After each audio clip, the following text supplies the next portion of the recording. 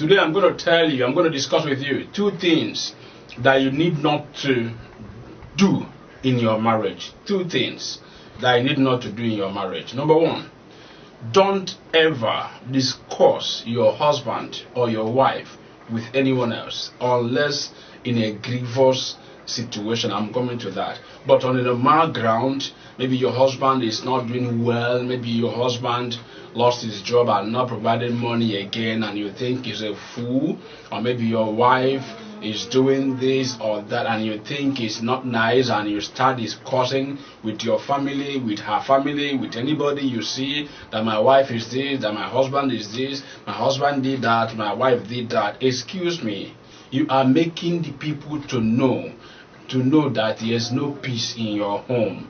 People will laugh at you when they say, look at this person, you're just telling me about your husband. Are you good? In that case, don't ever discuss your husband or your wife with anyone else unless, I'm coming to that, unless, at the end of this talk, I will tell you in a situation where you can talk. But normally, don't ever discuss your husband or your wife with anyone else. Number two, don't bring in the third party into your home. Don't just get an emergency counselor to begin to tell you what to do in your home. It could be your mother, your father, your brother, your sister, anybody, your friend. Don't ever bring that emergency counselor. Any issue you cannot sort or settle with your spouse, with your husband, with your wife, then we should know the gravity of that issue. But if it is just normal issues of misunderstanding and lack of understanding, then try to sort it out with your wife. Try to sort it out with your husband. Both of you are one. Fine, we know there are circumstances where somebody will get angry at some point in life for some reason. You get angry. Excuse me, do you know that your wife is not you? Though biblically they said it's you, fine, one plus one, but normally your wife is not you. Your wife is a different person, raised in a different home by different parents in a different environment. Sometimes where we grew up, where in the family we were raised, in the environment we were raised, has a lot of things to do in our homes. Both of you were raised in different places. So you don't expect your wife to begin to do like you immediately. No. She has to learn you. She has to understand your style. You have to understand her own style.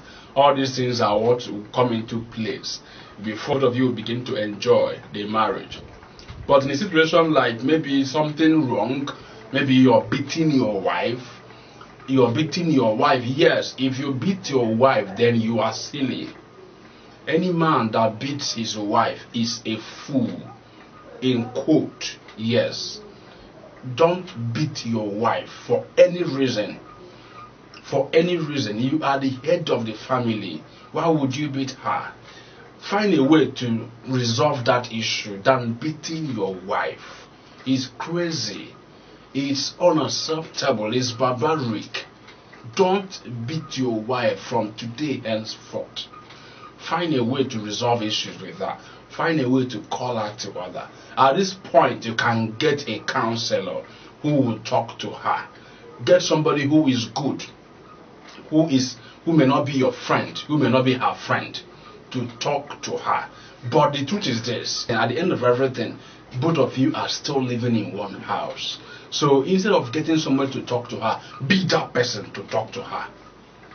Be that person. Forget about the pride. Forget about certain things. Talk to her and make her to understand you.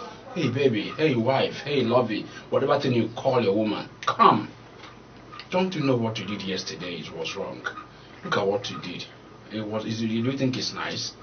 At that point, she will now say, I'm sorry. When a woman does something wrong, she knows. But because sometimes pride disturbs us, for who will say I'm sorry is usually the problem. Pride. pride. But when you calm down to talk to her, I believe she will understand. When she does, she'll apologize, and life goes on. There's no marriage that has not seen such circumstances. So you now know there are two things you need not to do in your marriage. Don't refer to him as a fool. Don't refer to him as a madman. Don't refer to him as a crazy guy because he's not, maybe he lost his job, or because he's not doing well. No, don't do that.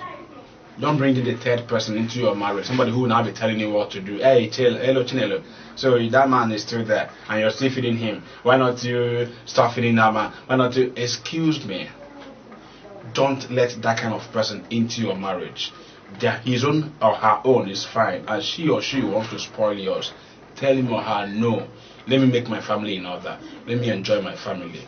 Thank you very much for listening to this program. I sincerely believe you learned something. Thank you for watching this video. Subscribe to this channel if it's good. Tell people about it. Share this video.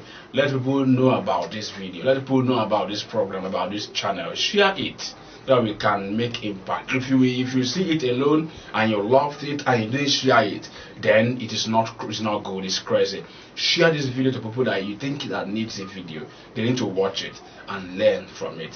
Thank you very much. My name is Chidi Ikenna Amobi. I sincerely appreciate your time. I appreciate you for watching this video. May God bless you.